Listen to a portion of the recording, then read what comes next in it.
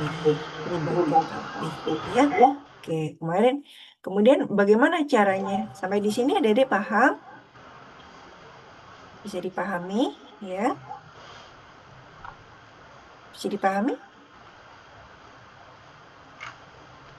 Oke, bisa dipahami ya. Oke. Nah, kemudian di sini jadi pada prinsipnya tadi kita berbicara menghubungkan ya. Jadi sebentar.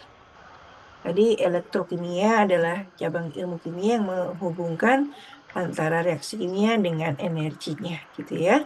Nah, jadi kalau ada suatu reaksi, maka di situ ada melibatkan energi. Apakah itu energi itu diperlukan atau diserap, ataukah energi itu dilepaskan. Kalau energi itu diserap, berarti reaksinya kita sebut dengan endotermik. Kalau reaksinya itu melepaskan energi, reaksinya kita sebut dengan eksotermik. Nah, energi yang diperlukan ataukah energi yang dilepaskan itu kita sebut dengan panas reaksi. Ya, di mana panas reaksi itu adalah sama dengan perubahan energi potensial. Ya, karena tadi energi potensial adalah terkait dengan ikatan-ikatan kimia. Ketika terjadi suatu reaksi, maka di situ akan ada perubahan ikatan kimia. Ya. Oke, dan panas reaksi yang kita ukur pada eh, reaksi yang berlangsung pada tekanan konstan itu kita sebut dengan perubahan entalpi. Oke. Di situ ya, itu adalah penjelasan dari materi pada pertemuan minggu lalu. Oke. Nah, bagaimana cara mengukur perubahan entalpi? Ada yang masih ingat, adik-adik? Nah, tadi Nadia sudah ya. Oke, sebentar. Evelyn Purba. Oke, bagaimana cara mengukur perubahan entalpi? Evelyn masih ingat? Ada dua cara yang bisa kita lakukan.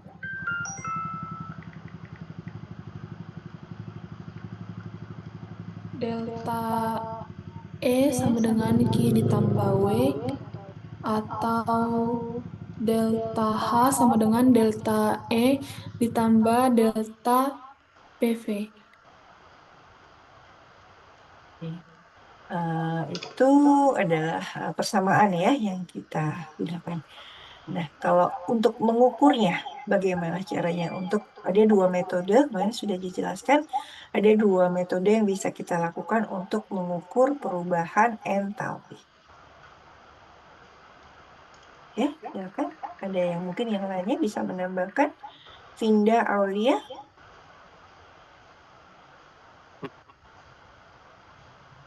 Vinda Aulia,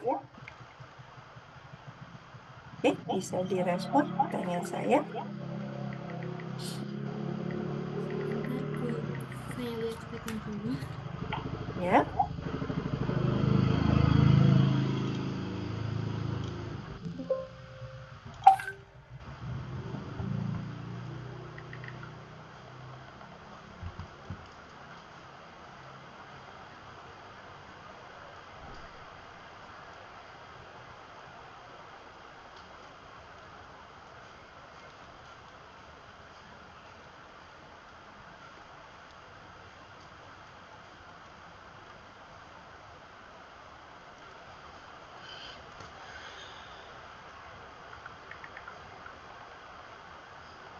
Gimana, Vinda? Bisa dijawab pertanyaan saya? Vinda Aulia, Maaf Bu, saya lupa. kenapa? Mohon maaf Bu, saya lupa sama materi yang kemarin. Mohon maaf Lupa. sebelumnya. Oke, lupa ya. Ada materinya sudah saya share ya. Fania Ines, Ardelia, bisa dijawab pertanyaan saya bagaimana cara kita menentukan berapa nilai delta H dari suatu reaksi. Ada dua cara yang bisa kita lakukan. Fania Ines, silakan dijawab pertanyaan saya, direspon.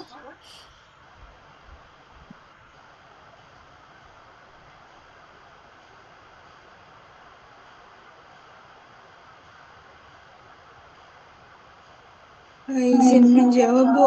Sepengetahuan saya yang delta H total sama dengan jumlah delta H tiap tahapnya itu.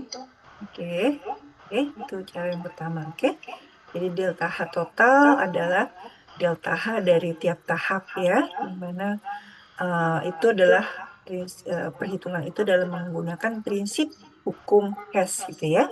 Oke, betul.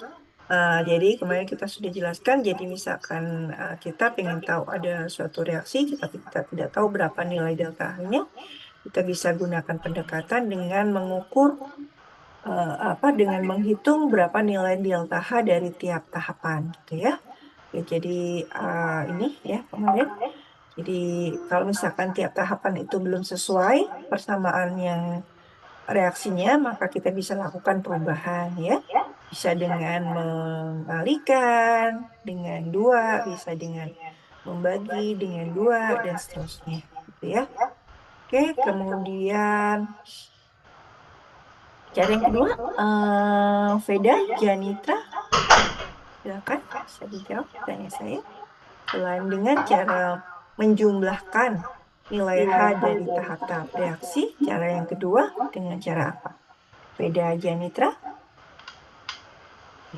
Kalau misalkan adik-adik belum paham, boleh disampaikan aja, Bu, saya belum paham, Bu, saya belum tahu. Tuh ya, silakan jawab. Nanti saya lempar ke yang lainnya. Tapi kalau sudah tahu, silakan jawab. Oke, silakan Frida, bisa dijawab.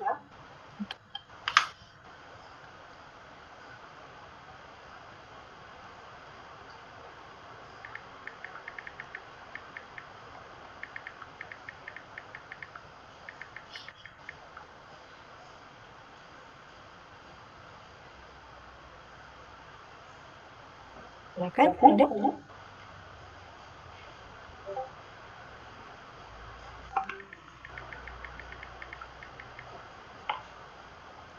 Yuk, ya, hampir udah 30 menit waktunya. Nanti akan saya belum masuk ke materi yang baru. Silakan, bisa dijawab, Frida.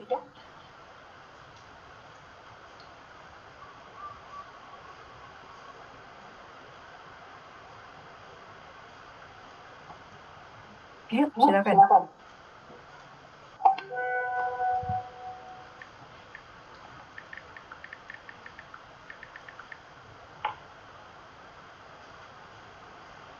Ya, Frida.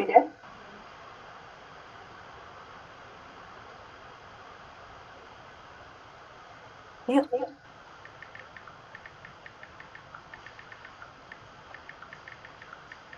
kenapa mic-nya? Kendala untuk mic-nya ada, silakan biar nggak lama waktunya ya. Atifah Kaila, Kaila, silakan.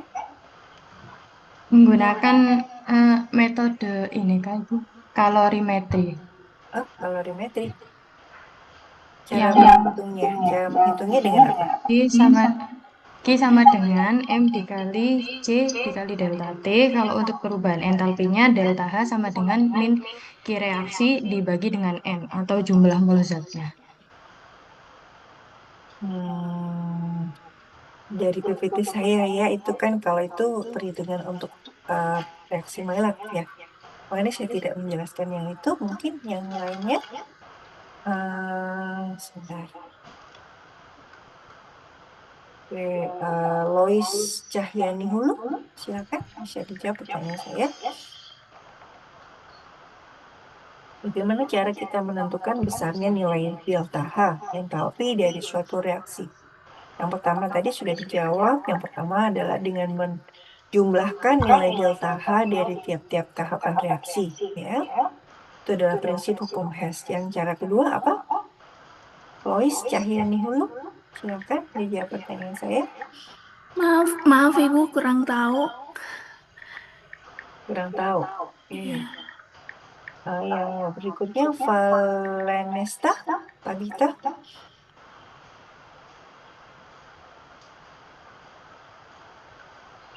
Valenesta Tabita, silakan. Cara kedua, Dengan menghitung selisih entalpinya, Ibu. menghitung selisih entalpinya. Oke. Anjeli Viviani, Yang delta H sama dengan H akhir dikurang H awal, bukan Bu? Bagaimana? Delta H sama dengan H akhir dikurang sama H awal. Oke. Nur Indah Pusparini. Delta H reaksi sama dengan delta H produk dikurangi delta H reaktan. Yang lainnya Gabriela. Permisi Bu, apakah saya boleh membantu menjawab? Oke, silakan. Siapa? Sebentar. Cara yang kedua setahu saya itu yang menggunakan tabel-tabel itu Bu. Jadi menggunakan metode energi ikatan rata-rata. Jadi misalkan kalau misalkan ada ikatan H2, jadi kan H sama H itu ada sebuah ikatan. Nah, di situ bisa kita lihat di tabel rata-rata energi yang dibutuhkan untuk melepas keduanya. Seperti itu Bu. Oke, mendekati ya. Oke, menggunakan atau mungkin satu lagi yang bisa menjawab lebih sempurna. Tadi maaf, ini tadi saya tidak melihat namanya. Siapa tadi, Dek? Farel Bu. Farel. Oke, Farel sudah bagus ya. Memang ada lagi yang mungkin yang lebih melengkapi, yaitu dengan menggunakan nilai. Tadi Farel sudah betul ya. Tapi mungkin kurang apa? Bisa ada yang lebih melengkapi. Ada? Bisa langsung dijawab kalau ada yang bisa menjawab. Oke. Iya, kemarin kita sudah bahas bahwa cara pertama adalah dengan menjumlahkan nilai delta H dari tiap-tiap reaksi. Yang kedua adalah dengan menggunakan nilai delta H energi pembentukan, ya. Ini, jadi panas pembentukan. Ya, jadi kalau misalkan kita pengen tahu kemarin bagaimana nilai delta H untuk perubahan air cair menjadi air dalam bentuk gas atau uap air ya. Berapa nilai delta H-nya, maka kita harus tahu berapa nilai delta H untuk pembentukan H2O gas atau uap air dan nilai H2O dalam bentuk cair. Di mana nilai delta H itu tadi betul seperti dikatakan oleh Farel adalah kita peroleh dari tabel ya. Dari tabel yang sudah saya share di sini. Jadi di sini ada nilai delta HF, nilai delta HF, di sini juga ada nilai delta HF, gitu ya, seperti itu. Jadi nilai dengan nanti kemarin sudah saya berikan contoh soal, adik-adik bisa menjawab? Ini sudah ada yang mencarinya? Belum? Nanti di minggu ketiga ya, minggu terakhir ya, kita akan bahas secara keseluruhan. Mungkin contoh-contoh soal juga akan saya berikan di minggu terakhir saja ya. Karena di sini waktunya akan saya gunakan untuk menjelaskan dulu tentang materi kedua dulu ya. Baru nanti di minggu ketiga kita akan bahas ya. Saya harapkan adik-adik sudah mempelajari materi yang saya share ya. Biar nanti di pertemuan ketiga adik-adik sudah lebih paham karena hanya sampai di minggu ketiga saya memberikan materi gitu ya. Berikutnya sudah langsung UTS gitu. Jadi adik-adik saya harapkan memahami dulu ya, memahami secara general saja, tidak harus langsung bisa cara menghitungnya, paling tidak bagaimana caranya gitu ya. Prinsip-prinsipnya itu harus dipahami. Nanti di minggu berikutnya, di minggu ketiga, minggu depan ya, kita akan bahas bagaimana cara menghitung. Yang ini sudah ada yang mencoba mencarinya. Ini soal ini adalah untuk mencari delta H dengan menggunakan nilai delta HF. Jadi adik-adik cari nilai delta HF Na2CO3, H2O berapa, CO2 berapa, NaHCO3 berapa. Gitu ya. Seperti itu. Ini adalah cara mencari nilai delta H dari keseluruhan reaksi. Jadi kita harus tahu nilai delta HF dari masing-masing senyawa. Gitu ya. Caranya tadi sudah di beberapa yang menyatakan akhir dikurangi awal. Tapi akhir dan awal itu apa ya? Akhir dan awal adalah energi delta HF atau entalpi pembentukan gitu ya, seperti itu. Itu ya, nanti adik-adik bisa cari. Jadi seperti saya contohkan saja. Misalkan di sini delta HF dari H2O gas gitu ya. Delta HF dari H2O gas itu ini H2O gas ya. Ini H2O gas bawahnya, ya saya. Jadi harus diperhatikan bahwa fasenya juga harus sama. H2O gas delta HF-nya adalah -242. Nanti ada dicari yang lain. Tadi ada NaHCO3, di sini tidak ada. Di sini NaHCO3 ya. Maaf, NaHCO3 tadi bentuknya apa? Ya, solid ya. Di sini ada NaHCO3 solid. Nilainya adalah -947,7. Nanti yang lainnya bisa dicari sendiri ya. Seperti itu caranya. Jadi tinggal dimasukkan aja delta HF dari NaHCO3 tadi berapa gitu ya. Gitu. Jadi dari mana angkanya? Kita ambil dari tabel-tabel yang tersedia. Ada tabel ini, ada tabel ini, kemudian ada juga tabel yang saya share dari Brown ya, itu juga bisa digunakan untuk mencari nilai delta HF-nya ya. Jadi tinggal memasukkan aja. Didapatkan di sini ya. Kemudian nanti tinggal dimasukkan aja di sini sesuai dengan reaksinya ya. Seperti itu ya. Nanti dicoba. Ada yang sudah menghitung ini?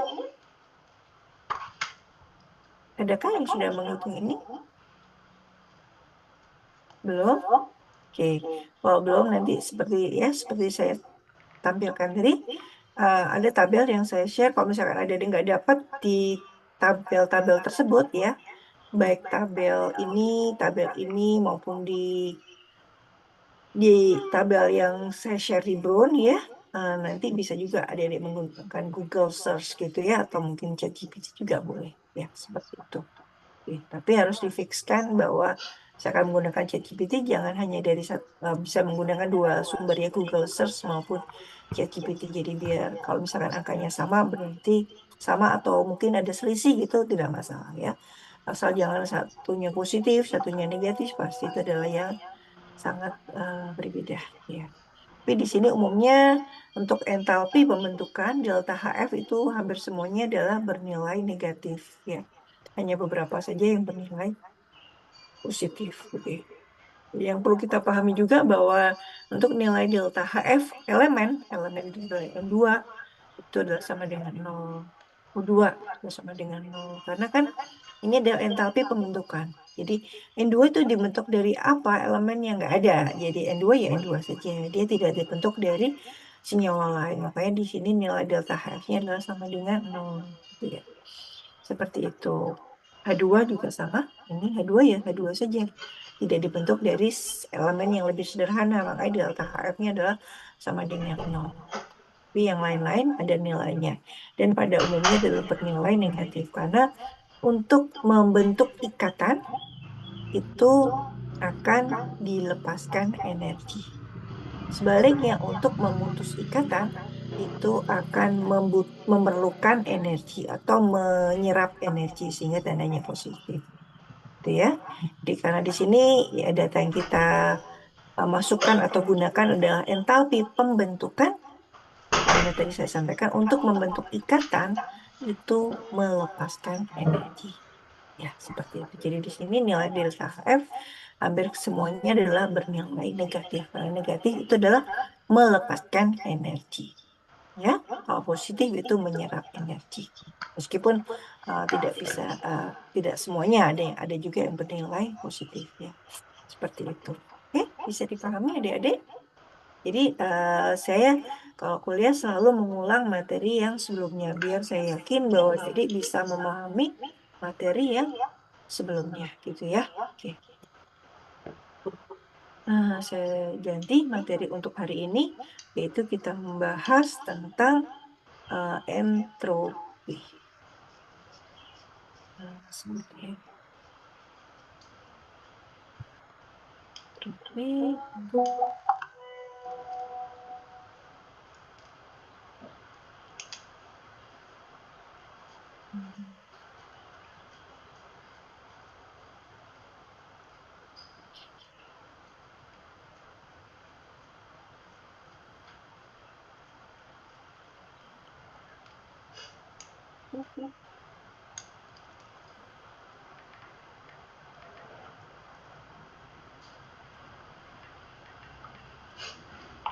Di sini yang muncul hanya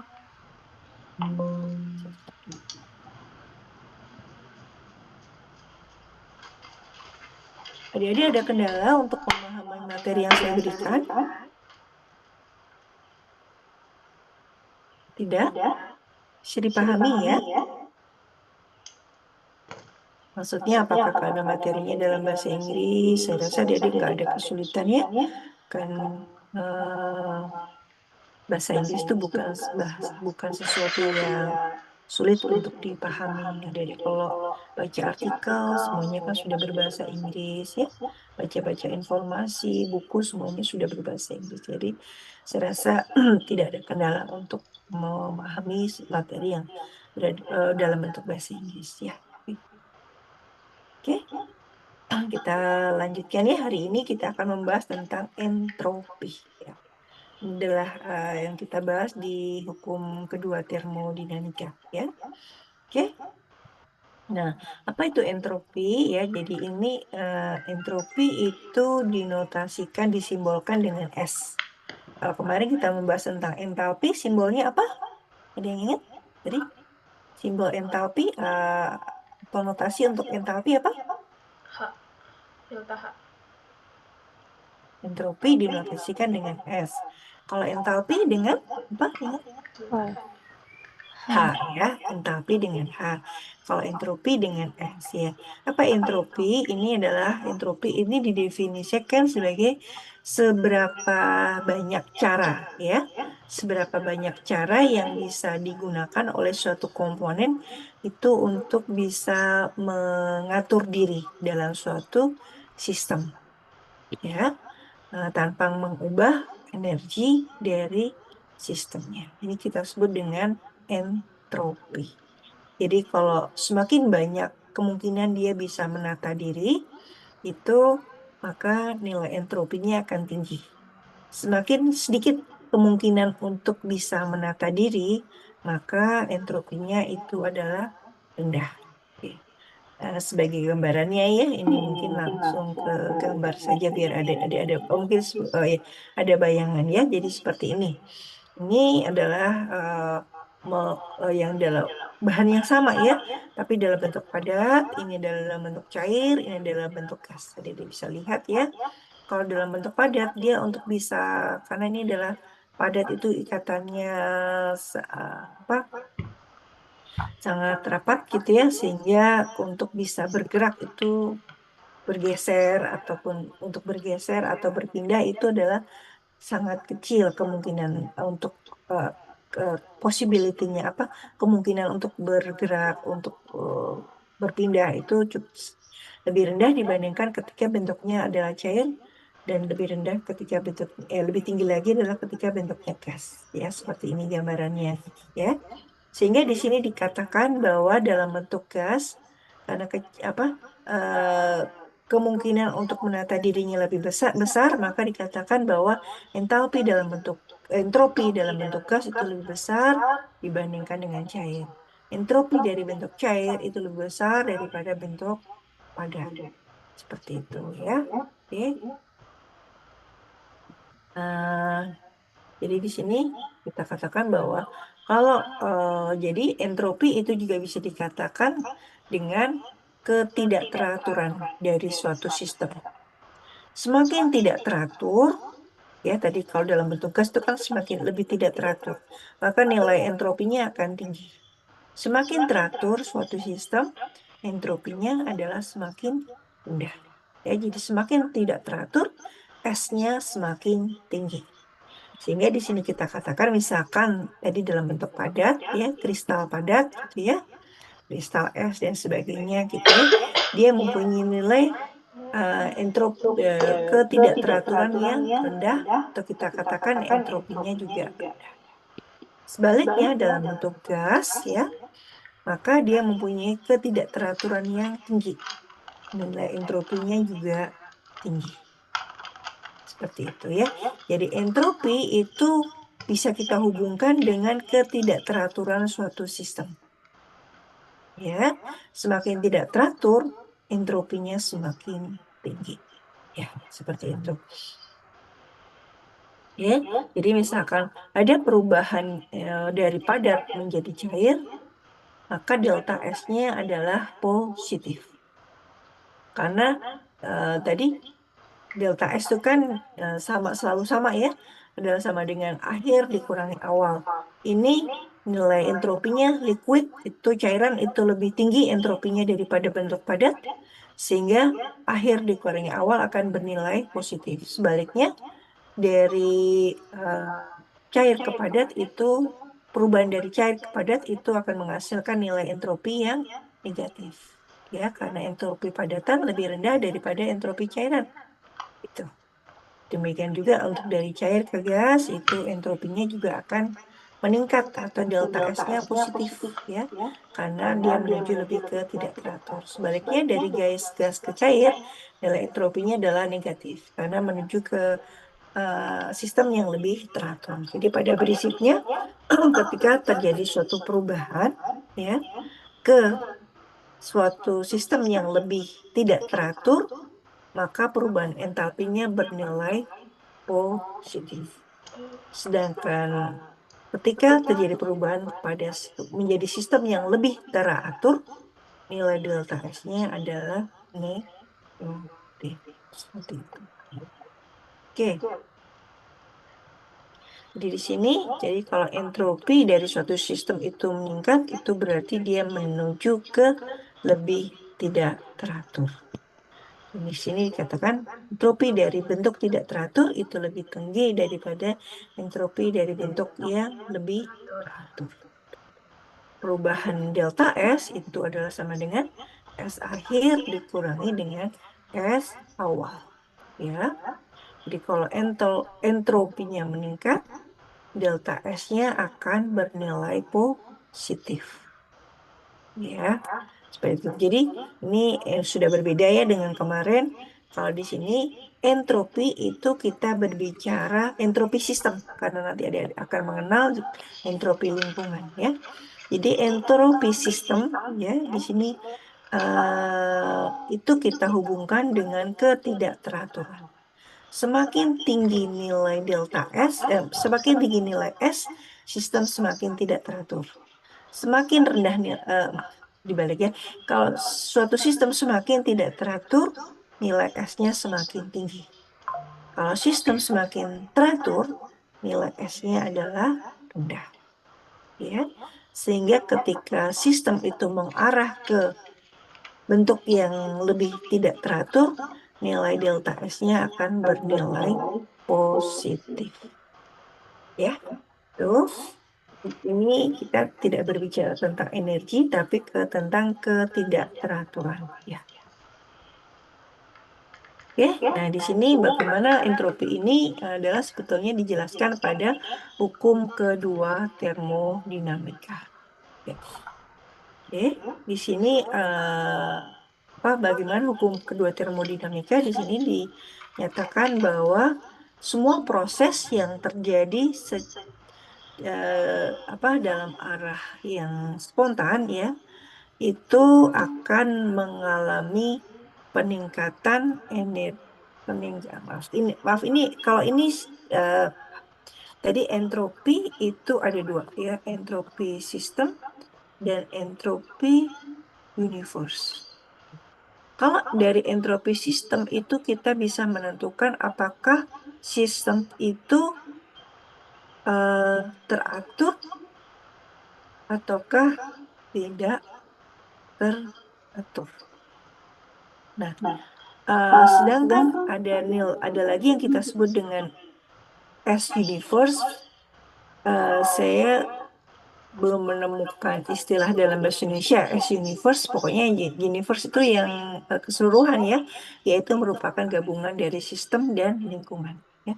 Jadi S universe itu adalah S sistem tambah dengan S lingkungan. Gitu ya. Nah, kalau dari S universe itu kita bisa menentukan apakah reaksi tersebut spontan ataukah tidak spontan. Ya. Jadi, kita tidak bisa menentukan suatu reaksi itu spontan ataukah tidak spontan hanya berdasarkan nilai S sistem. Ya. S-system itu hanya bisa digunakan untuk menentukan apakah sistem itu menuju lebih teratur ataukah sistem itu tidak teratur. Sedangkan untuk menentukan apakah reaksi itu spontan ataukah suatu reaksi itu tidak spontan, maka kita hanya bisa menentukan berdasarkan nilai S universe.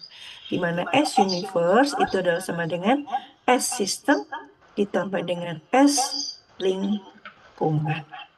Ya, ini adalah hukum kedua termodinamik.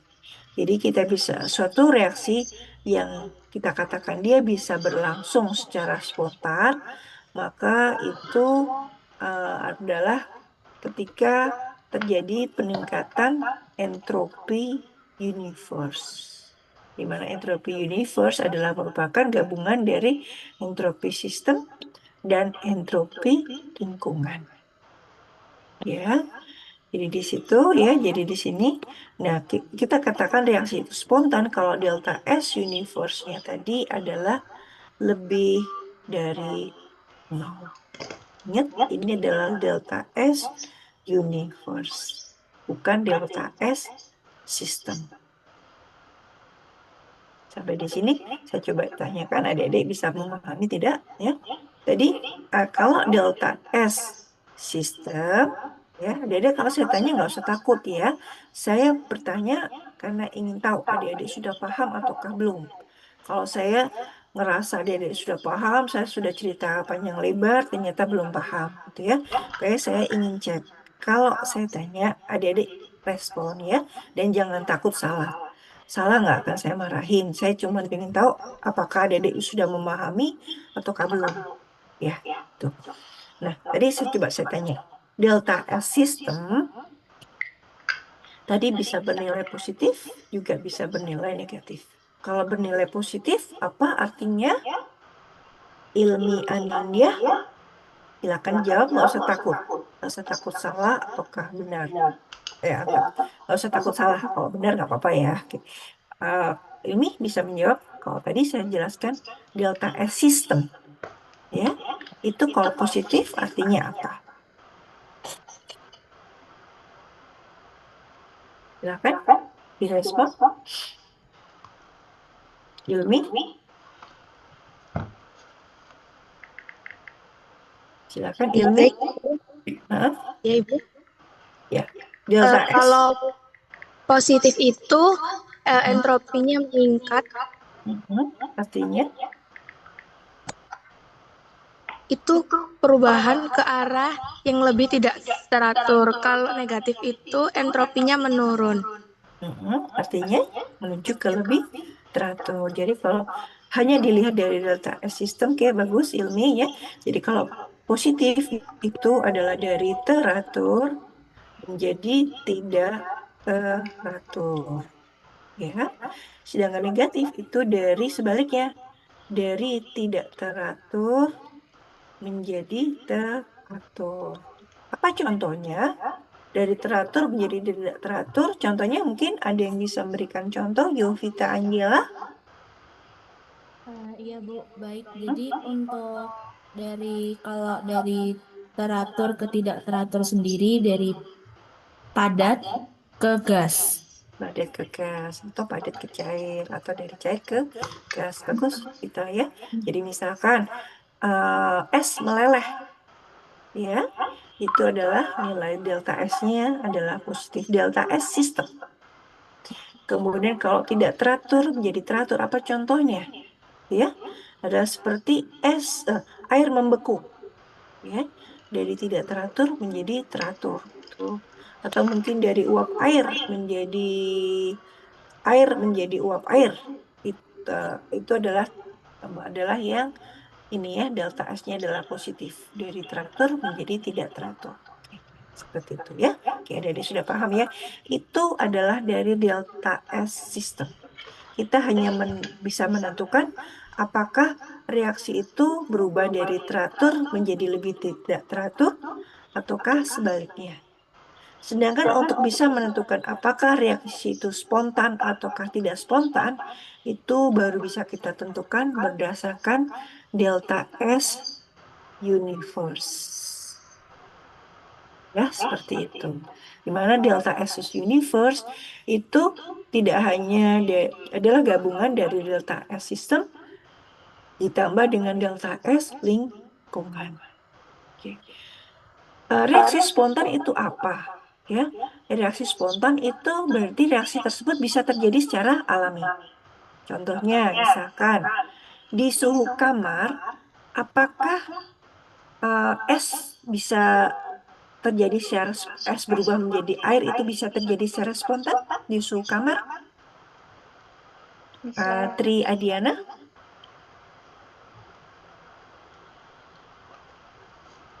Tri Adiana, apakah es bisa meleleh pada suhu kamar? Apakah reaksi tersebut spontan ataukah tidak spontan? Tri Adiana, apakah bisa langsung terjadi begitu saja kalau misalnya kita punya es, kita tempatkan di ruangan, apakah bisa langsung berubah menjadi balang? Apakah bisa terjadi secara alami perubahannya menjadi air atau meleleh tadi?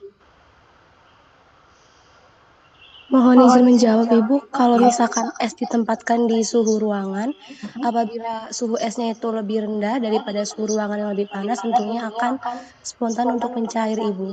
Jadi juga tergantung oleh suhu. Suhu kalau misalkan misalkan suhunya di winter gitu ya mungkin minus kayak. Jadi kalau misalkan suhu ruangnya adalah 25 derajat ya, itu berarti bisa terjadi secara spontan. Baik ya, Triadiana, oke, jawabannya.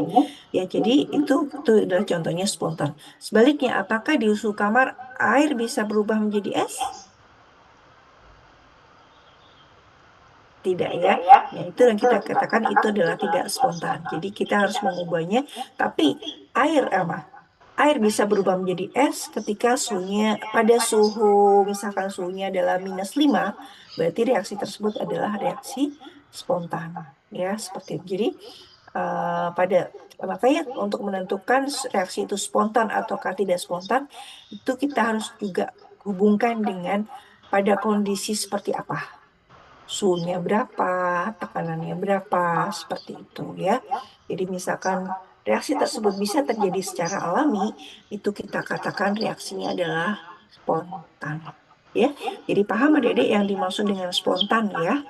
Jadi spontan itu reaksi tersebut bisa terjadi secara alami tanpa adanya bantuan, misalkan kita harus memanaskannya gitu ya atau mendinginkannya. Tapi kalau misalkan kita ditanyakan apakah pada suhu -5 air akan berubah menjadi es ya pada tekanan normal, ya itu adalah reaksi spontan ya.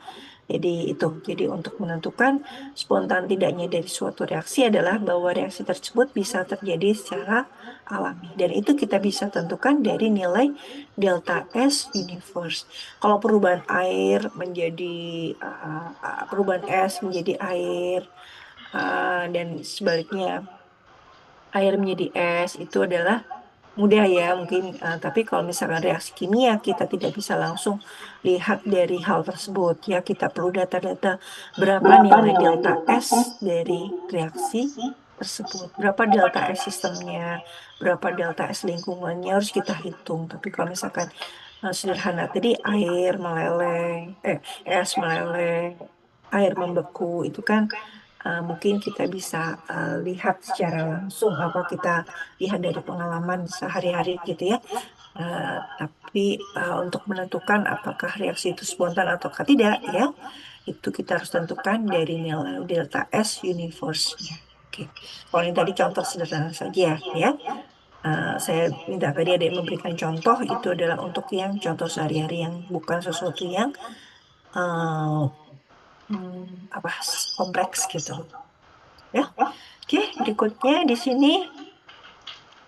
Dan di sini ada hukum. Jadi kalau hukum kedua termodinamika itu kita nilai delta S itu tadi kita hubungkan dengan nilai suatu reaksi itu spontan ataukah tidak ya. Itu dari nilai delta S universe-nya.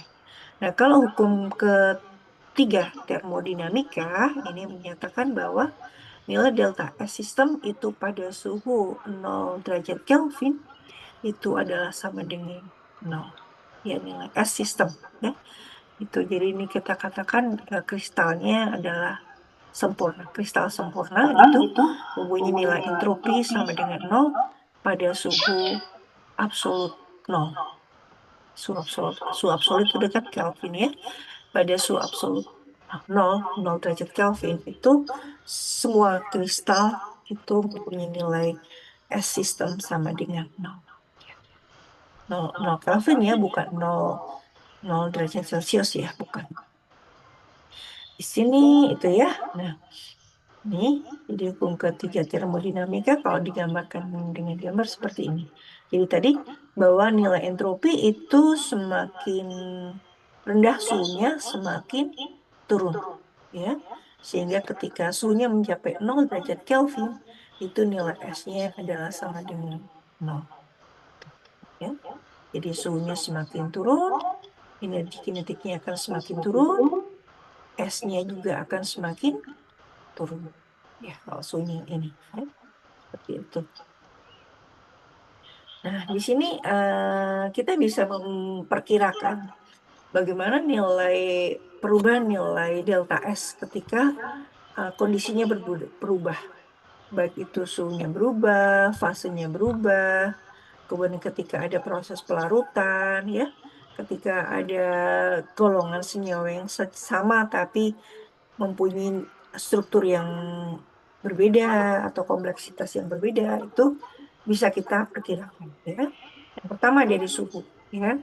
Ada kecenderungan tadi seperti yang ada di gambar tadi, bahwa kalau suhunya semakin meningkat, ada kecenderungan gasnya semakin meningkat atau turun kira-kira?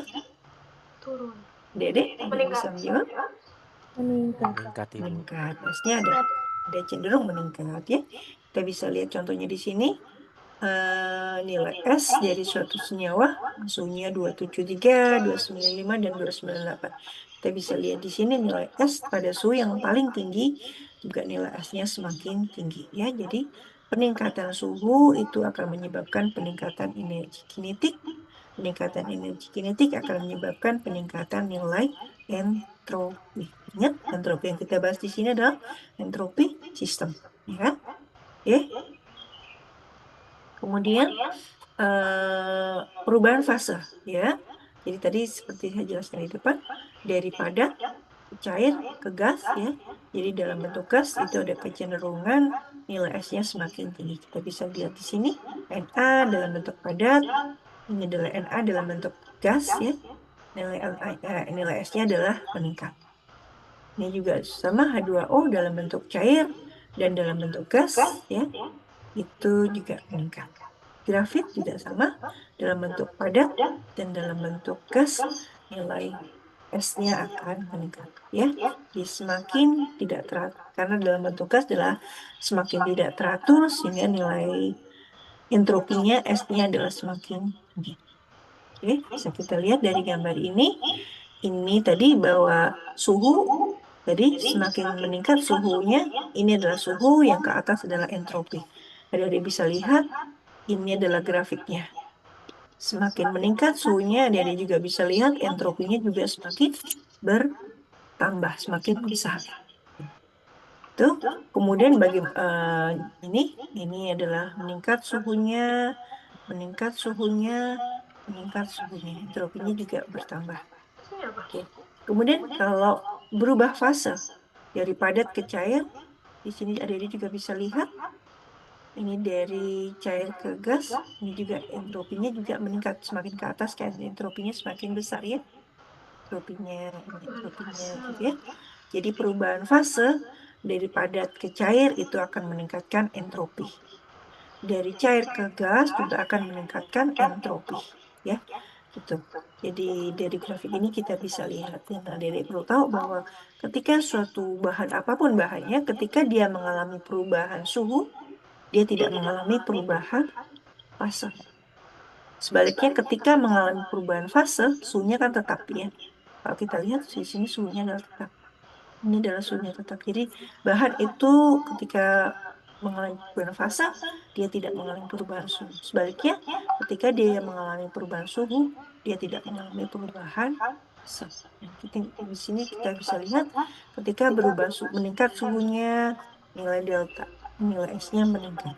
ketika berubah fasenya menjadi lebih tidak teratur, juga nilai entropinya juga meningkat. Ya, bisa dipahami ya? Oke. Eh, ketika dilarutkan ya, ketika dilarutkan ya, eh, yang dilarutkan biasanya adalah bahan yang padat ataupun cair.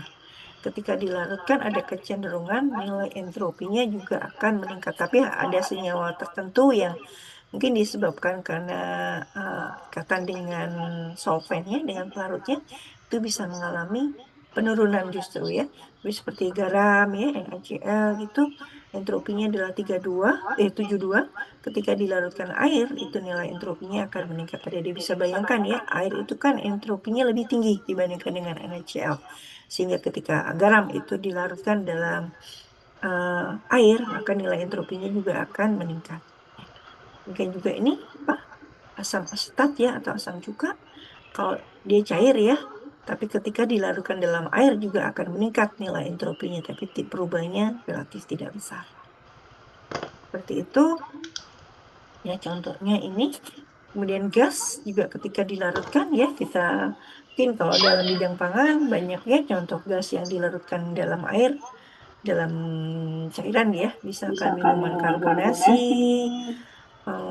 atau mungkin ada kan di pasaran itu air mineral, air minum, tapi didispersikan, dilarutkan O2 di dalamnya ya, seperti itu.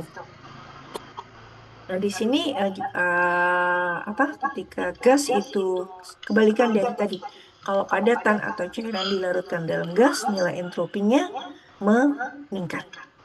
Ya, jadi ini akan meningkat. Sebaliknya, ketika gas itu dilarutkan dalam cairan, maka nilai entropinya akan menurun. Sebagai contoh, misalkan O2 gas itu entropinya 205. Tapi ketika dilarutkan dalam air, nilai entropinya menurun ya, hampir separuh. Ya, ini ya. Itu adalah perubahan nilai entropi. Kemudian bagaimana kalau misalkan atom atau molekul itu berbeda ukurannya ya. Jadi ada yang tahu ya kalau ini dari apa, tabel periodik gitu ya. Nilai semakin ke kanan itu berarti jari-jarinya semakin besar ya. Kalau semakin besar jari-jarinya, nilai entropinya juga semakin tinggi. Demikian juga kalau misalkan suatu atom itu semakin kompleks gitu ya. Ini contohnya sama-sama terdiri dari N dan O. Tapi kalau NO saja, ini NO-nya 2, ini ada N2, O-nya 4, maka semakin kompleks. Nilai entropinya juga semakin tinggi. Ya, di sini karena semakin kompleks itu maka kemungkinan untuk bisa menata diri itu semakin besar ya. Gambarannya seperti ini. Kalau NO saja dia hanya bergeser kiri kanan gitu ya. Tapi kalau NO2 bisa ke sini ya, bisa lebih banyak. Apalagi kalau N2O4 bisa ke sini, bisa ke sini, bisa ke sini ya. Jadi lebih kompleks. Sehingga di sini semakin kompleks suatu senyawa, nilai entropinya juga semakin tinggi. Ya, seperti itu. Itu demikian juga kalau misalkan hidrokarbon ya, adik-adik tahu hidrokarbon. Hidrokarbon itu baik itu misalkan golongan hidrokarbon ini bisa ini adalah contohnya adalah metana ya. Atau mungkin misalkan kalau dalam bidang kita itu misalkan alkohol itu kan misalkan biasa kita pakai untuk solvent ya, pelarut. Misalkan ada metanol, ada etanol, ada propanol ya. Maka semakin kompleks, semakin banyak C-nya, juga semakin besar nilai entropinya. Atau mungkin kalau misalkan nanti adik-adik belajar tentang lemak ya, lemak itu terdiri dari gliserol dan asam lemak. Asam lemak itu ada yang short chain fatty acid, rantai pendek, ada yang rantai medium, dan ada yang rantai panjang ya. Semakin panjang rantainya juga semakin tinggi nilai entropinya. Ya, di sini selanjutnya ya, jadi untuk mengukur berapa perubahan entropi, ini entropi sistem ya, di sini adalah sama dengan entropi akhir atau produk dikurangi dengan entropi dari reaktan. Jadi misalkan ini contohnya reaksinya adalah seperti ini ya. N2 dan 3H2 menjadi 2NH3, maka sama dengan entropi dari NH3, karena ini adalah produk, ingat dikalikan 2, karena NH3-nya ada 2, dikurangi dengan entropi dari N2, ditambah dengan 3 kali entropi dari H2. Ya, seperti itu. Sehingga di sini perubahan entropinya adalah bernilai positif. Artinya apa? Tadi? Bahwa reaksi ini adalah yang kita bisa simpulkan ketika kita dapatkan nilai entropinya adalah sebesar 197, ini adalah entropi sistem ya. Artinya bahwa pembentukan NH3 dari N2 dan 3H2 adalah menuju ke lebih tidak teratur, lebih tidak teratur ya. Kalau positif, S-nya semakin besar adalah menuju ke lebih tidak teratur. Ya. Jadi NH3 ini lebih tidak teratur dibandingkan dengan N2 dan 3H2. Jadi sistem ini adalah menuju ke lebih tidak teratur. Ya. Bisa dipahami ya? Oke. Itu. Kemudian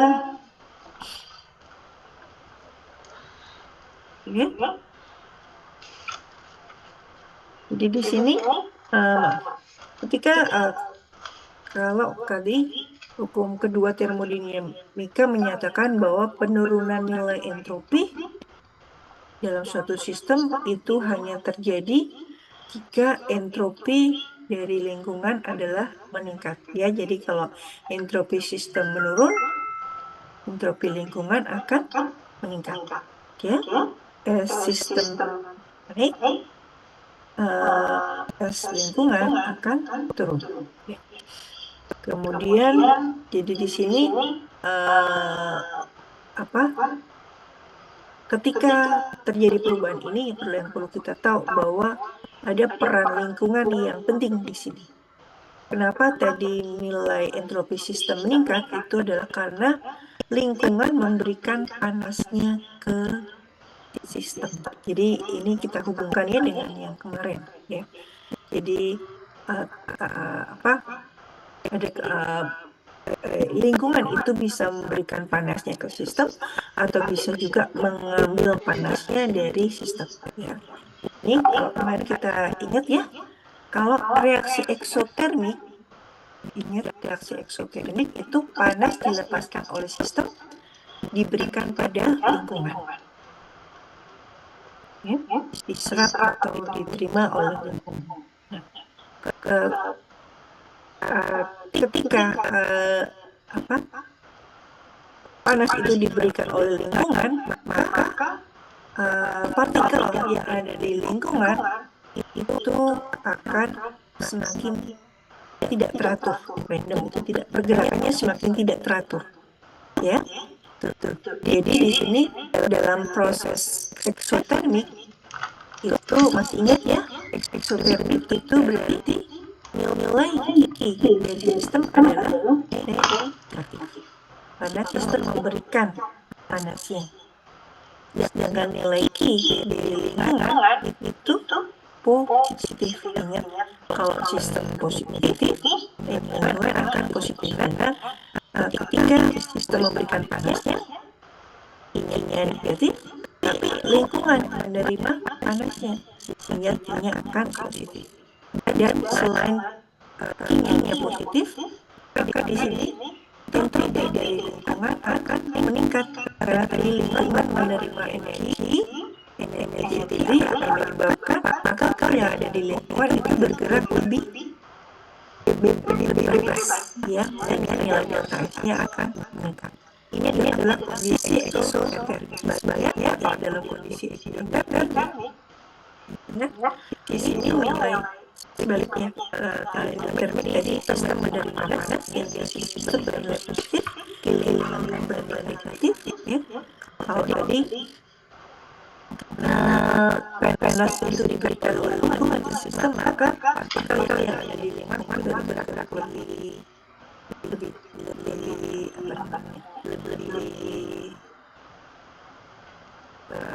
kemungkinan pergerakannya lebih rendah ya. Jadi di sini delta ini yang terjadi bukan proses pergerakan dan delta gitu ya. Dari kondisi ini ya ada hubungan antara sistem delta S dan juga suhu ya. Jadi bahwa suhunya kalau dalam seperti itu suhunya meningkat ya. Dan kalau dalam definisi suhu adalah menurunnya dari suhunya ya. Jadi dari situ kita bisa simpulkan bahwa nilai perubahan entropi lingkungan itu adalah proporsional dengan perubahan entalpi dari sistem. Jadi kalau dibuat hubungan adalah suhu. Dan nilai entropi lingkungan akan kita bisa hubungkan dengan suhu, bahwa nilai suhu itu berbalik dan yang lain. Bahwa suhu itu berbanding terbalik bahwa delta lingkungan akan berbanding terbalik dengan suhu ya. Jadi hubungan ini yang tadi kita rumuskan dari kondisi ini ya, dan maka kita bisa buat persamaan delta S lingkungan sama dengan minus di sistem per T, karena delta S lingkungan berbanding lurus dengan minus di sistem dan berbalik dengan T. Ini adalah hubungan antara delta S dengan sistem. Delta S lingkungan dengan kita bisa hubungkan dengan Q sistem.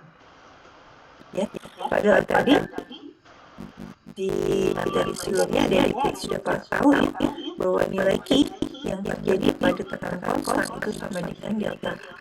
Sehingga dari persamaan misalnya contohnya biar mengenalkan. Sehingga dari persamaan ini kita bisa ubah seperti ini. Karena ini kalau tekanan konstan sama dengan H, sehingga sistem di sini berubah menjadi H sistem. Ya, yang lainnya tetap. Ya. Nah, sehingga di sini nilai delta S lingkungan itu adalah sama dengan minus delta H sistem dibagi dengan nilai T. Ya, apa perlunya kok?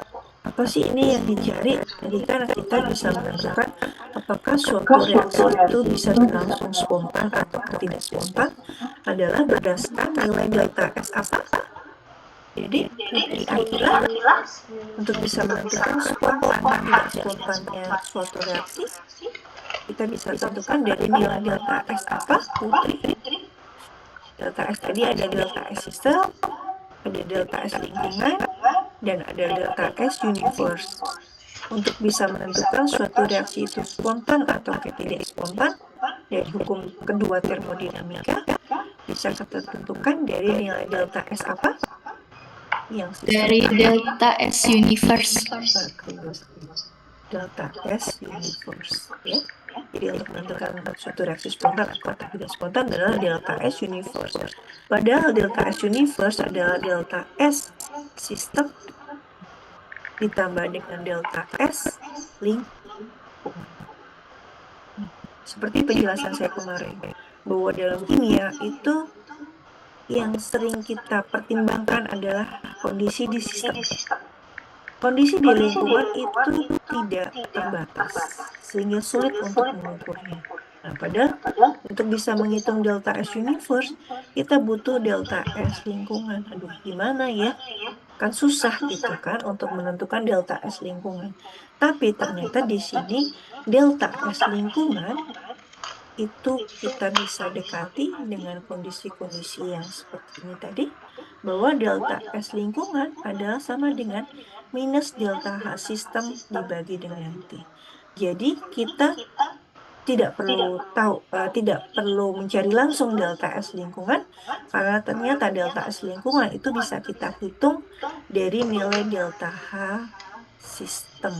Jadi kalau sistem kan lebih terbatas ya, jadi kita bisa cari berapa nilai delta S lingkungan tadi tanpa mencari delta S lingkungan secara langsung, tapi kita bisa menggantinya dengan nilai delta H sistem dibagi dengan suhu. Seperti itu ya. Jadi kenapa kok ngapain sih ini kok susah-susah kita cari delta S lingkungan adalah karena sulit untuk mencari nilai delta S lingkungan karena tidak terbatas, dan ternyata untuk bisa tahu delta S lingkungan kita bisa gunakan persamaan ini, di mana persamaan ini adalah untuk kondisi yang ada di sistem. Kalau kondisi di sistem kan kita tahu, bisa hitung ya, bisa ukur. Ini delta H sistem. Kemarin adik-adik sudah belajar mencari delta H. Makanya tadi saya tanyakan dulu sebelum kita masuk di sini. Yang kemarin adik-adik harus paham ya, karena di sini masih terkait dengan materi yang kemarin. Jadi untuk tahu delta S lingkungan, kita harus tahu delta H sistem. Makanya tadi saya tanyakan bagaimana cara mencari delta H sistemnya. Ada dua, dengan hukum Hess dan dengan menghitung dari nilai delta panas pembentukan atau entalpi pembentukan. Tadi ya, delta H pembentukan yang bisa kita peroleh dari tabel ya, seperti itu. Sampai di sini bisa dipahami? Jadi ya, bisa dipahami? Bisa, Bu. Oke, bisa dipahami ya. Oke, saya lanjutkan. Oke, jadi di sini jadi nilai delta S sama dengan delta Q. Ya, delta Q sama dengan delta Q tadi sama dengan delta H ya. Nah, ini ada contohnya. Misalkan ada reaksi H2 ditambah dengan Cl2 ditambah menjadi 2HCl. Oke, adik-adik coba ini ditanyakan berapa nilai delta S sistem, delta H sistem, delta S environment, delta S universe. Di sini pertanyaannya adalah apakah reaksi ini ya menuju lebih tidak teratur ataukah menuju ke lebih teratur. Kemudian pertanyaan berikutnya, apakah reaksi tersebut spontan ataukah tidak spontan? Oke. Untuk menjawab pertanyaan pertama, adik-adik harus menghitung apanya? Untuk menjawab apakah reaksi tersebut menuju ke arah teratur ataukah tidak teratur, harus tahu nilai yang dicari adalah nilai delta S nilai apa? Delta S sistem. Delta S sistem ya. Jadi nanti bisa dijawab dari delta S sistem. Untuk bisa menjawab pertanyaan kedua, dari nilai delta S universe. Jadi S universe. Padahal tadi delta S universe adalah sama dengan delta S system tambah dengan delta S environment. Delta S environment tadi bisa didekati adalah sama dengan minus delta H system dibagi dengan T. Ya. Oke, delta H system dibagi dengan T. Jadi nanti delta S system bisa dihitung untuk menjawab pertanyaan pertama. Sedangkan untuk menjawab pertanyaan kedua, ya,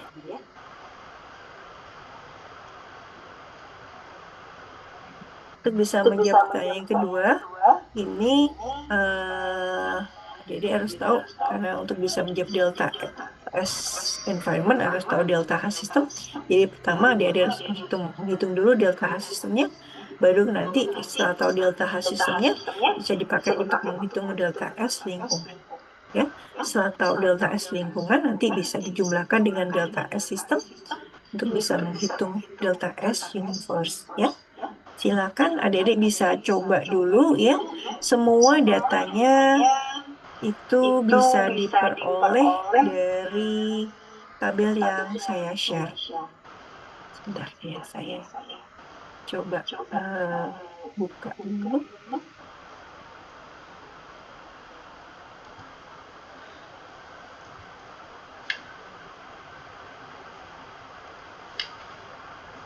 Sebentar ya, Jadi bisa buka tabelnya ya.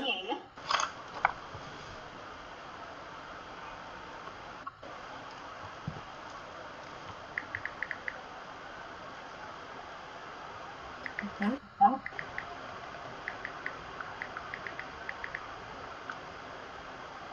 Nah, ini bisa terlihat ya. Ini delta HF. Ini adalah nilai S-nya. Ya. S ya. Jadi kalau misalkan S sistem tadi ada yang mencari S akhir dikurangi S awal gitu ya. Untuk menghitung delta H tadi bisa digunakan pendekatan sama dengan apa?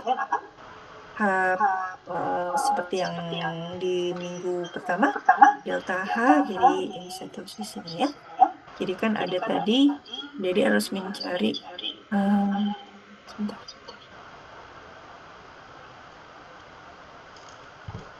Bahwa tadi kan sudah di situ ya. S sistem adalah sama dengan S akhir dikurangi dengan S awal. Jadi bisa cari dari sini. Sedangkan delta H sistem sama dengan delta HF akhir dikurangi dengan delta HF awal. Ya, ini minggu kemarin ya, kita bahas di minggu kemarin. Sedangkan kalau S sistem itu hari ini tadi ini, nah nanti adik-adik menghitung S lingkungan ya, tinggal delta H-nya dibagi dengan T-nya. Oke, seperti ini ya. Tabelnya sudah saya share di Brown. Betul? Sudah saya share ya di Brown ya. Adik-adik bisa buka dan nanti coba jawab pertanyaannya. Gimana? Tabelnya sudah ada? Sudah saya share ya, sama dengan yang saya tampilkan tadi? Sudah, Ibu. Oke, Sudah, silakan Bu. ya. Silakan coba dikerjakan ya. Nanti kita bahas.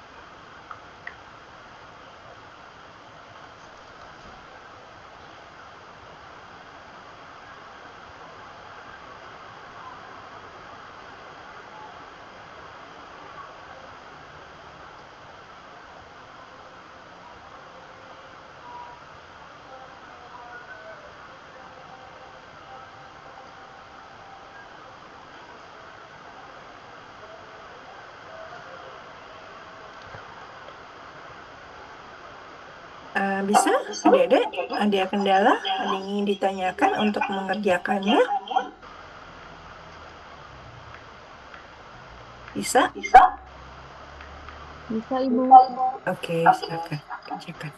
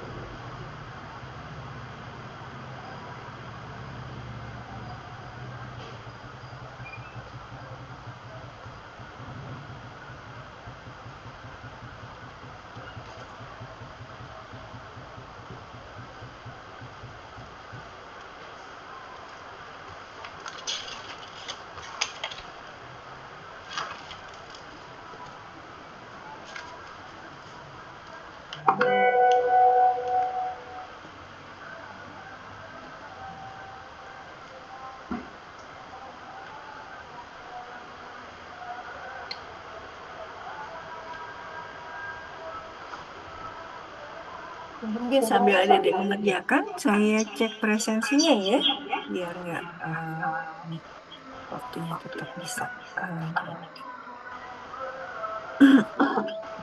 Bentar ya. Ibu, maaf sebelumnya tadi saya isi presensi di Siam tuh hadirnya luring bukan daring. Nanti saya ubah ya.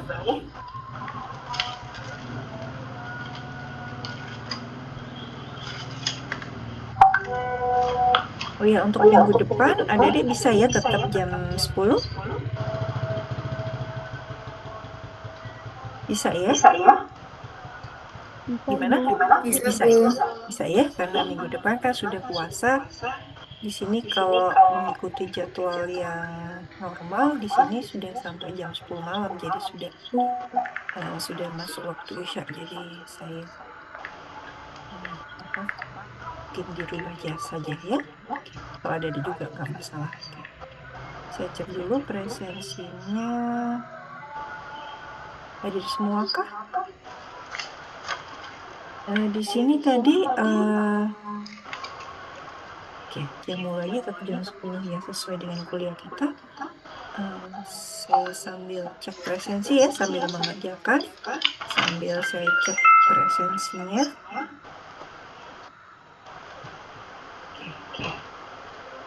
Tasya ada?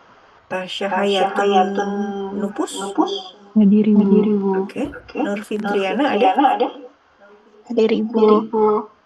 Hesya, Hadir Ibu. Raffi Maulana Surya, Hadir Ibu.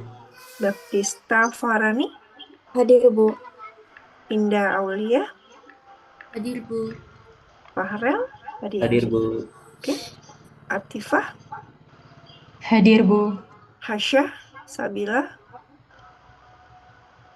Hadir Ibu. Oke. Amanda Aulia, Hadir Ibu. Oke. Sekti Wicaksono, ada?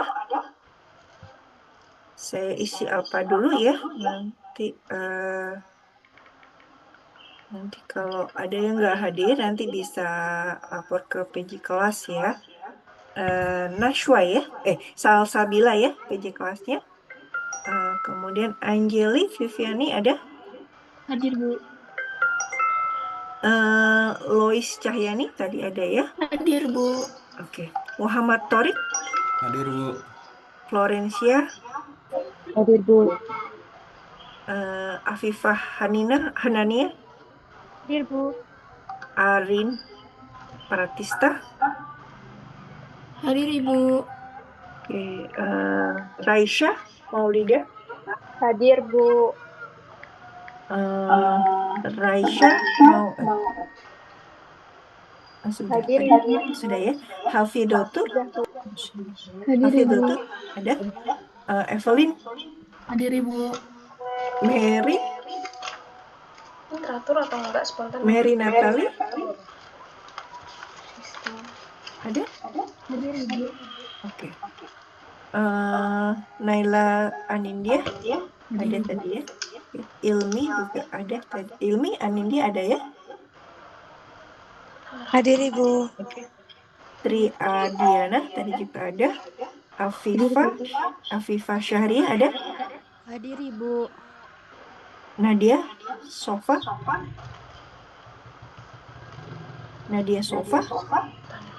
ada. Hadir Bu. Oke. Yeheskil ada. Hadir Bu, hadir. Oke. Panji Dewa, Hadir Bu, hadir. Fahri Zaki, Hadir Bu. De Rosari ada. Saya tulis apa dulu ya? Oh iya, ini tadi ada yang daring, Loring. De Rosari, Dita Ramadhani,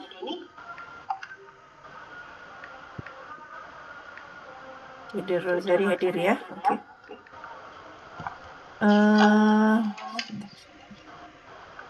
Dita Ramadhani, Nabila Febrilia, Hadir Bu. Rizky Hena, Hadir, Ibu. ya Fetri, ada ya tadi. Fania Ines, Hadir, Ibu. Ardelia, Hadir Ibu. Veda Janitra, tadi ada ya. Bunga Lutfiana, Hadir Bu.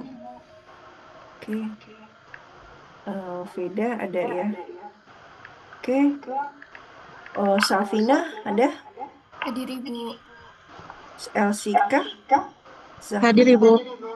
Amanda Zahra, Hadir Ibu. Gabriela Caroline, Hadir Ibu. Yuvita Angela. Hadir Bu. Nah, ini yang baru tadi ya. Iya betul Bu. Maaf ya Bu. Oke, saya ubah ya. Oke. Muhammad Ilham. Oke, nggak jawab. Muhammad Ilham Hadir, Bu. apa ya? Ada. Ini belum absen. Bu. Muhammad Ilham ada? Ada. Oke, belum absen ya. Oke, Valenesta. Hadir Bu. Muhammad Rashad. Hadir Bu. Reshaina. Oke. Hadir Bu. Nabila Elisia ada? Hadir Ibu. Oke, Elza. Tiara. Hadir. Salsabila ada ya tadi? Hadir. Oke, Putri Akilah, Hadir. Arinda Rizky, Hadir, Ibu. Mevlut, Mustafa, Hadir Ibu. Nur Indah, Pusparini. Hadir, Bu. Oke, hadir. Saya cek lagi yang masih belum jawab tadi. Sekti Wicaksono. Hadir Bu. Oke, kemana tadi? Saya join device sama Rashad Bu. Device saya bermasalah Bu. Oke. Dita Ramadhani? Ada? Hadir? Hadir, Bu. Oke.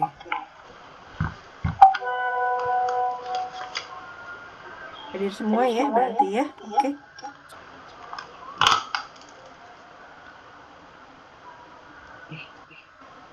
Sudah selesai mengerjakannya tadi? Soal saya berikan sudah selesai dikerjakan?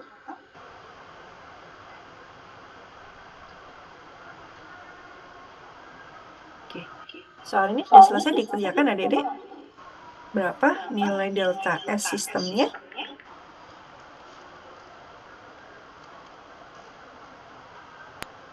Ibu. 20 ya. Coba kita cek dari tabel yang tadi. Berapa delta S? Berarti del 2 kali delta SH.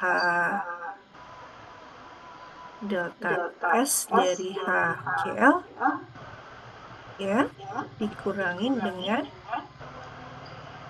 delta S dari H2 ditambah dengan delta S dari Cl. Ya, kita lihat berapa delta S dari HCl 186,9. 2 kali 186,9. Iya, Bu. Oke. Saya nggak lihat tabelnya. Kemudian delta S dari H2 berapa? 130,7. 130,7. Delta S dari Cl2 223,1. 223,1. Oke. Hasilnya jadinya sama dengan berapa? Jadi 20. Berapa? 373,8. Ini ya. Kedua kali ini dia 273,8. 373,8 Ibu.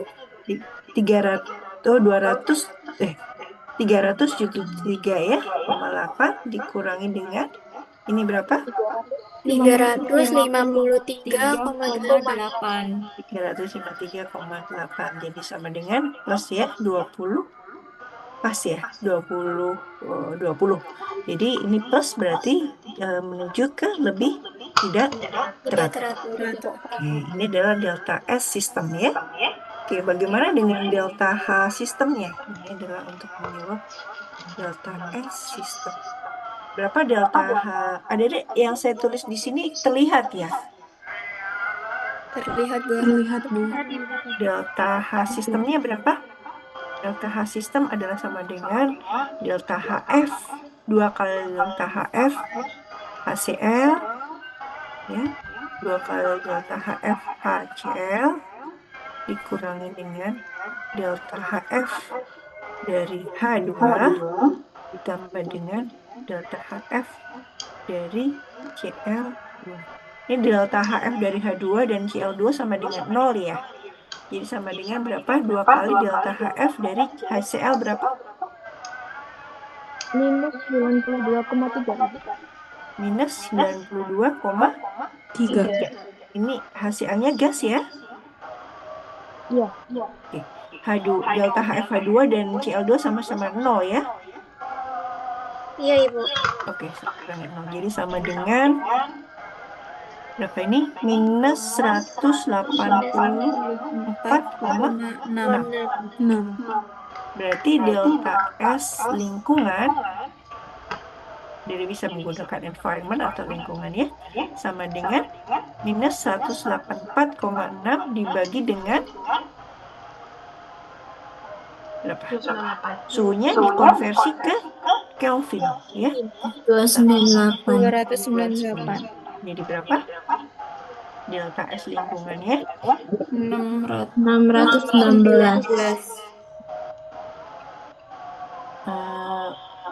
600 dibagi ya? Iya. Minus 108,6 dibagi 298. Ini 184,6 dibagi 298, 619, Bu. Berapa? 119. 184,6 dibagi 298. Kan nggak sampai 1. Oh, Itu dari kilojoule ke joule dulu. Ke joule dulu. Oh, ini ke joule. Ini kilojoule ya. Oke. Ini Iya. dalam joule maksudnya ya. Oke. Iya. Berapa? Kalau delta S-nya tadi dalam apa satuannya? Joule ya? Saya nggak lihat tabel soalnya. Berapa? 20. Masih dalam satuan kilojoule, Ibu. Oh, delta S-nya juga kilojoule ya? Berarti ini juga dibuat dalam kilojoule aja. Betul? Nanti saya cek lagi. Berarti kalau misalkan delta S sistemnya dalam kilojoule, delta S lingkungannya juga lebih baik dalam kilojoule. Bukan dalam joule ya. Sebentar saya cek lagi tabelnya.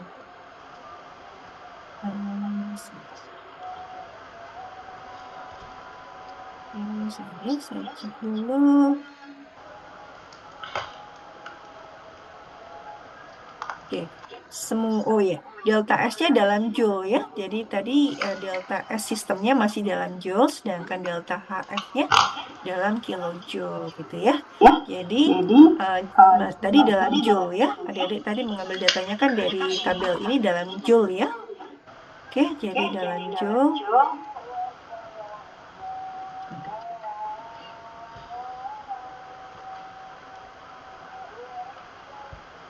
Ya, jadi untuk delta S-nya tadi dalam joule, bukan kilojoule ya. Sedangkan delta S lingkungan, tadi delta H-nya adalah dalam kilojoule. Jadi 184,6 itu adalah kilo.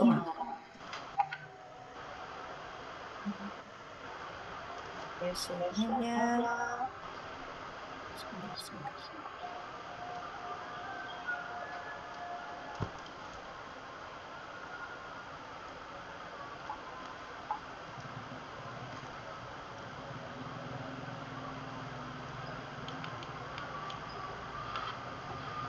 Terima kasih Dewa udah ingetin.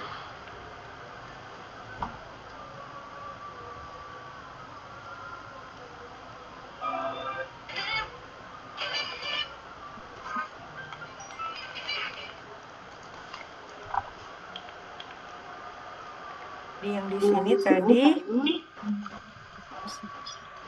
jadi di sini tadi yang delta H-nya adalah kilojoule. Karena tadi tabel dari dari tabel tadi adalah dalam joule ya. Diperhatikan ya, jadi untuk satuan harus disamakan. Karena tadi delta S-nya adalah dalam joule, maka delta S sistemnya dalam joule, maka delta S lingkungan juga harus dalam joule. Karena tadi delta S lingkungan adalah delta H minus delta H per T ya. Jadi sedangkan delta H-nya tadi adalah dalam satuannya adalah kilojoule. Jadi kita harus ubah ke joule ya. Jadi sama dengan 184 kali 10 pangkat 3 ya, joule. Jadi hasilnya berapa, Dedek? 616 joule ya. Iya. Ingat, di sini delta S-nya adalah minus delta H per T. Jadi karena di sini delta H-nya negatif, berarti S lingkungannya berapa?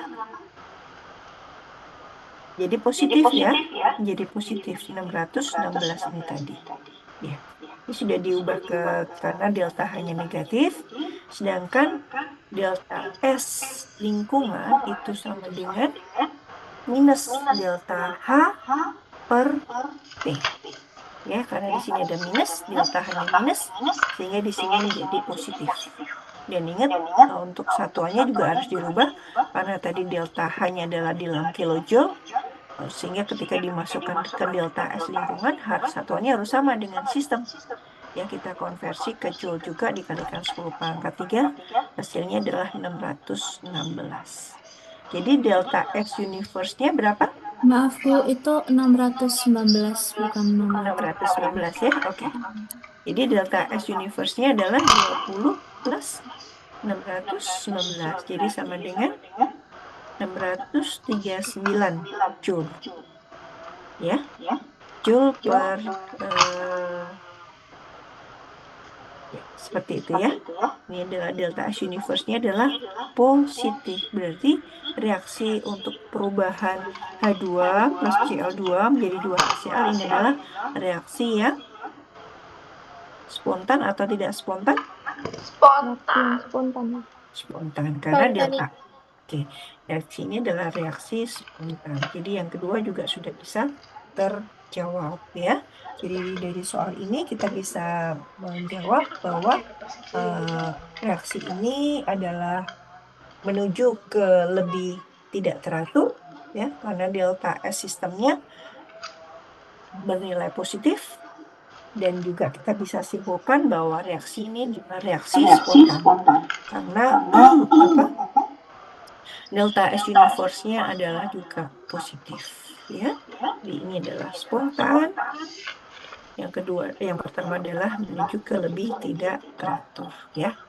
Sampai di sini sudah bisa dipahami. Maaf, tulisan saya mungkin kurang jelas dan sekiranya terbatas, tapi bisa dibaca ya, adik-adik? Bisa, Ibu. Oke. Kalau misalkan ada yang belum paham bisa di capture ya. Ini tadi kilojoule ya. Jadi saya ulang lagi, di sini nilai delta S sistemnya adalah sama dengan 20 Joule. Delta H-nya adalah minus 184,6, Tuannya adalah kilojoule. Sehingga ketika kita menghitung delta S lingkungan, hanya kita konversi ke Joule, yaitu dari angka yang sudah kita dapat tadi dikalikan 10 pangkat 3. Ya. Hasilnya adalah 619 Joule.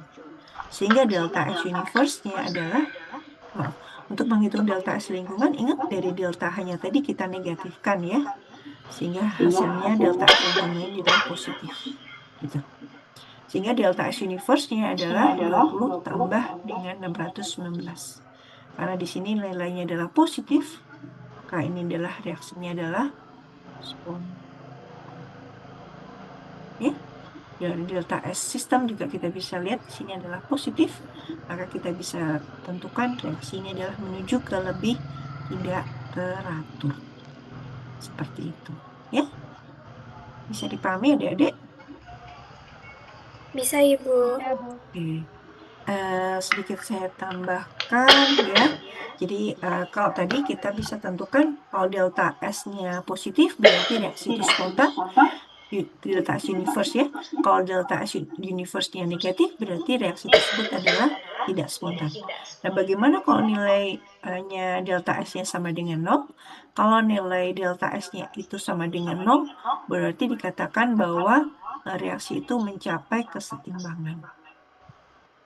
Ya, reaksi itu mencapai kesetimbangan. Jadi misalkan ada jadi setimbang itu adalah sama dengan delta S universe-nya sama dengan 0, atau sama dengan, kita katakan delta S sistemnya sama dengan minus delta S lingkungan. Oke. Jadi kalau misalkan ada reaksi A ditambah B menjadi C, maka arah reaksinya kemana kalau setimbang? Ke kanan, ke kiri, atau ke kanan dan ke kiri? Kanan kiri. Ada yang bisa jawab? Kalau reaksi ini spontan, ya, itu berarti mengarah ke kanan. A plus B menjadi C. Ya, kalau tidak spontan, kalau ke kanan itu tidak spontan, berarti ke kiri akan spontan. Nah, bagaimana kalau setimbang? Kalau delta S universe-nya sama dengan 0, ini kita katakan reaksinya adalah setimbang. Berarti arah reaksinya kemana? Ke kanan. Ke kanan itu artinya mengarah ke C ya. Ke kiri itu artinya mengarah ke A plus B. Kalau setimbang, itu berarti reaksinya adalah mengarah ke dua arah. Ke kanan maupun ke kiri. Ya, ini adalah reaksi ini kita katakan setimbang. Ya. Ya, adik-adik ya sudah tahu ya artinya spontan, tidak spontan, dan setimbang. Ya, kalau ada suatu reaksi seperti ini mengarah ke kanan dikatakan spontan, berarti arah reaksi ini menuju ke arah pembentukan C. Ya, sedangkan kalau ini reaksi ini tidak spontan, berarti reaksi mengarah ke kiri. Kalau ke kanan itu tidak spontan, maka sebaliknya ke kiri adalah spontan. Selalu seperti itu, ya. Seperti kemarin kalau misalkan ke kanan itu endotermik, ke kiri adalah eksotermik. Nah, kalau misalkan ke kanan itu tidak spontan, maka ke kiri adalah spontan. Sebaliknya kalau ke kanan itu spontan, ke kiri itu adalah tidak spontan. Ya. Sedangkan kalau reaksi itu setimbang, maka reaksi itu mengarah ke kanan maupun mengarah ke kiri. Ya, mengarah ke dua arah. Oke, bisa dipahami? Bisa, Ibu. Oke, jika saya tambahkan ya, ini contohnya misalkan penguapan air ya. Ini kita contohnya selalu penguapan air ya, karena yang mudah ya. Kemarin kita bahas tentang nilai delta H juga kita contohkannya adalah air ini seperti perubahan air menjadi uap air pada suhu 100 derajat Celcius atau 373 Kelvin. Ya, di sini kita bisa hitung delta S sistemnya adalah sama dengan sekian jadi 109. Di sini dari delta S sistem kita bisa tahu bahwa air cair menjadi uap air adalah menjadi lebih tidak teratur ya, karena berubah menjadi gas menjadi lebih tidak teratur. Nah, kemudian apakah reaksi ini spontan ataukah tidak spontan ya? Di sini delta S lingkungannya kita hitung dan kita dapatkan nilai delta S-nya adalah minus 109. Jadi delta S universe-nya berapa? Adalah sama dengan 0. Ya. Jadi ini dikatakan reaksinya adalah setimbang. Jadi kalau setimbang itu artinya reaksi ke kanan ya, ke pembentukan H2O gas, ke pembentukan uap air, maupun reaksi ke kiri, baik itu ke kanan maupun ke kiri, itu keduanya adalah spontan. Ya, jadi itu. Jadi pada suhu 100 derajat Celcius, yaitu pada saat air mencapai titik didihnya, itu air berada dalam dua fase. Kenapa? Karena dalam dua fase artinya dalam suhu tersebut, dalam suhu 100 ini, air berada dalam bentuk air maksudnya yang cair gitu ya, dan dalam bentuk uap air. Ya, jadi kalau pada titik didih itu air berada dalam dua fase, ada dalam bentuk air maupun berada dalam bentuk uap air. Yang ini adalah tadi yang dikatakan air, ya, yang di kiri, yang di kanan ini adalah uap air. Jadi seperti itu. Jadi pada saat mencapai titik didihnya, air itu bukan berada dalam air saja atau uap air saja, tapi berada dalam dua fase. Karena reaksi ke kedua arah ini adalah setimbang. Pada kondisi suhu 100, air bisa berubah menjadi uap air. Demikian juga uap air itu bisa berubah menjadi air. Ya, seperti itu nanti adik-adik akan pelajari ini di keteknikan pengolahan juga akan kita pelajari hal itu ya. Jadi ini dikatakan kalau setimbang itu berarti arah reaksi mengarah ke kedua arah ya, ke kanan maupun ke kiri seperti itu. Ya, bisa dipahami adik-adik? Ya. Bisa, Bu. Oke, saya lanjutkan sedikit lagi. Oke, di sini selain nilai spontanitas tadi bisa ditentukan dari tadi ya, dari delta S universe ya.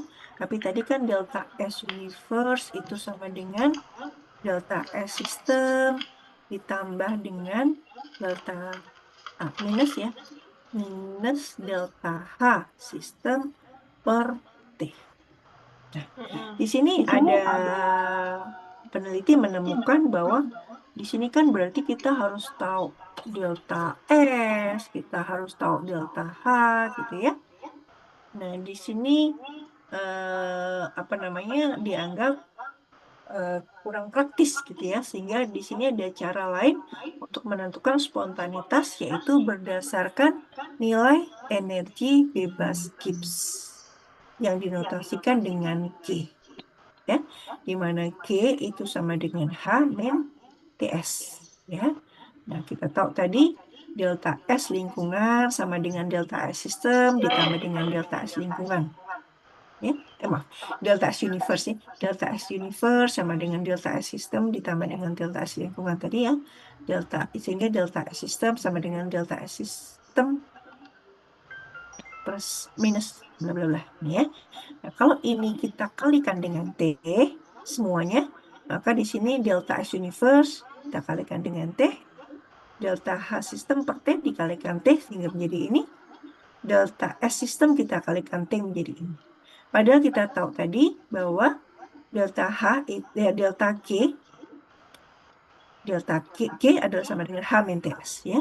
Sehingga di sini H min TS itu adalah sama dengan delta G. Sampai di sini bisa dipahami sebelum saya lanjut ke berikutnya ya. Jadi adik-adik tahu ya, di sini yang di atas ini kita bisa rangkum karena tadi kita bisa temukan bahwa ada hubungan antara G, H, dan TS. Sehingga di sini karena ini ada delta H, ada delta S, kalikan delta T, itu kita bisa simpelkan menjadi minus delta G. Ya, jadi minus T kalikan delta S universe sama dengan minus delta G. Nah, tadi cara yang pertama tadi untuk menentukan spontanitas adalah berdasarkan delta S universe. Padahal untuk mencari delta S universe tadi kan agak panjang ya, caranya seperti ini. Nah, padahal delta S universe itu kita bisa langsung hubungkan dengan delta G sistem. Ini cukup sistem aja. Dan ternyata hubungannya adalah terbalik. Kalau delta S universe-nya positif, ini kan ada negatifnya ya. Sehingga kalau delta S universe-nya positif, delta G sistemnya akan negatif. Kalau sebaliknya, kalau delta S universe-nya negatif, delta G sistemnya adalah positif. Padahal tadi untuk menentukan suatu reaksi itu spontan atau tidak spontan itu ketika delta S universe-nya adalah positif. Sehingga kalau kita melihat dari nilai delta G, reaksi itu spontan adalah ketika delta G-nya adalah negatif. Karena kebalikan.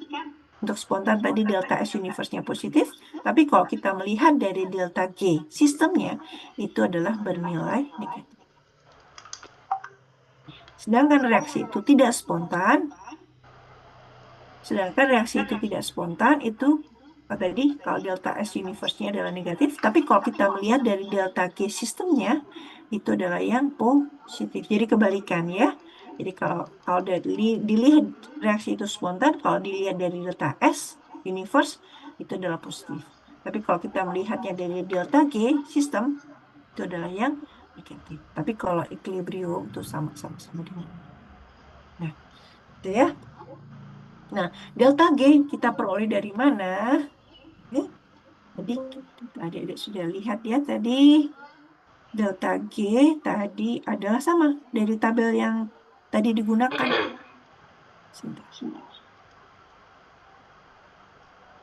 Di tabel yang digunakan tadi, yang ini. Nah, ini kan ada delta G. Itu langsung bisa digunakan ya. Jadi misalkan tadi ada reaksi H2 plus Cl2 menjadi HCl, berapa nilai delta G-nya? Ya, delta G sistem kan? Itu adalah delta G dari HCl dikurangi dengan H2 dan Cl2. Dari di sini kita lihat.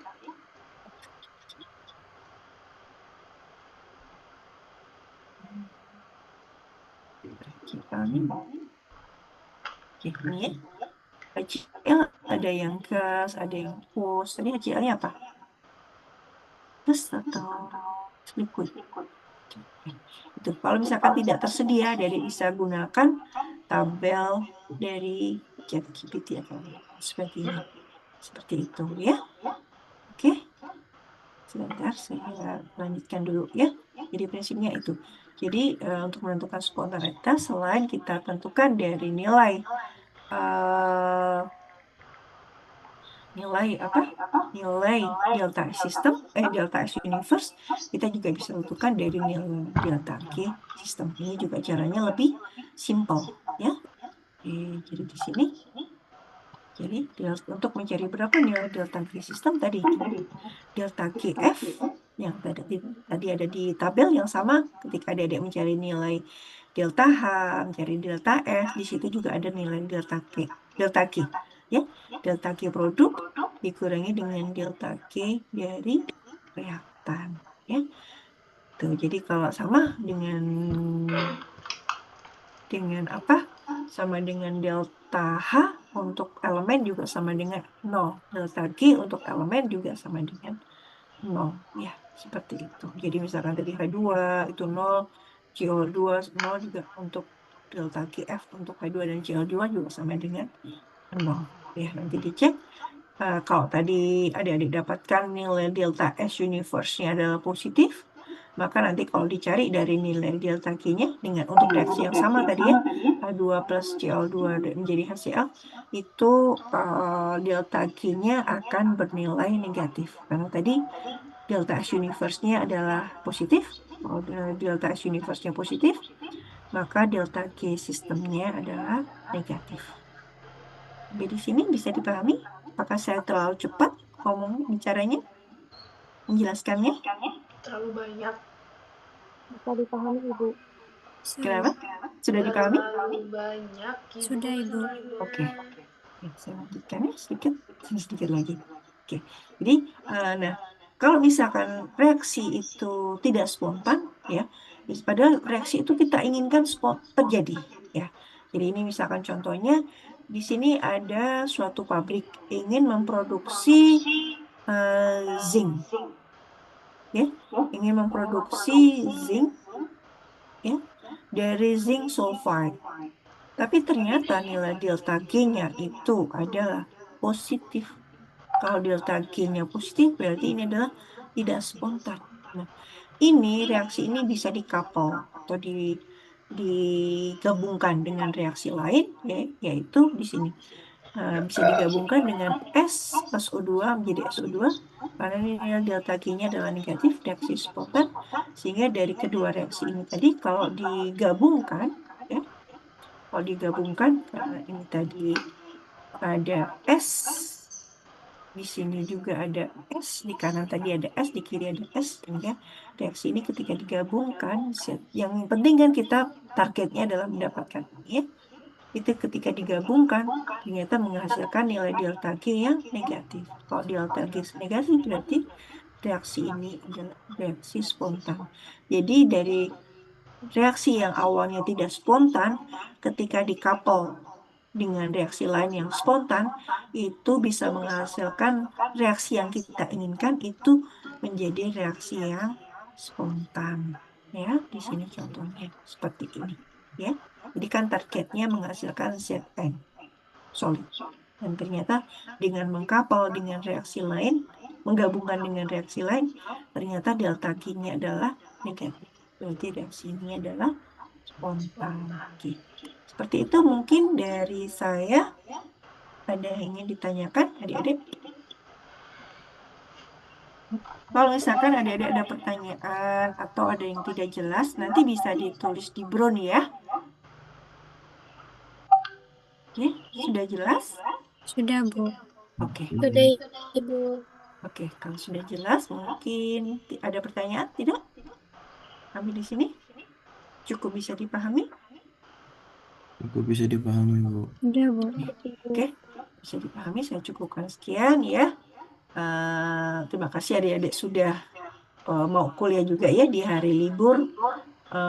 Karena saya pertimbangkan juga kalau mencari waktu lain itu sulit ya. Adik-adik juga ada perkuliahan lain, saya juga ada mengajar ya. Jadi kalau memang tidak ada kegiatan lain ya, meskipun libur tapi tidak ada kegiatan lain, mungkin saya tetap kuliah ya. Untuk minggu depan juga tetap ya kuliahnya di jam sekian, tapi hanya 2 jam ya. Kalau selama Ramadan hanya 2 jam ya. Seperti itu. Salsabila, sudah ada linknya belum dari akademik? Atau linknya sama dengan yang hari ini? Sama, Ibu. Oh, sama, oke. Tadi saya agak bingung pas join kok jamnya jam berapa tadi, 1:30 ya, tapi ternyata tetap bisa ya. Oke. Oke, terima kasih ya Salsabila sudah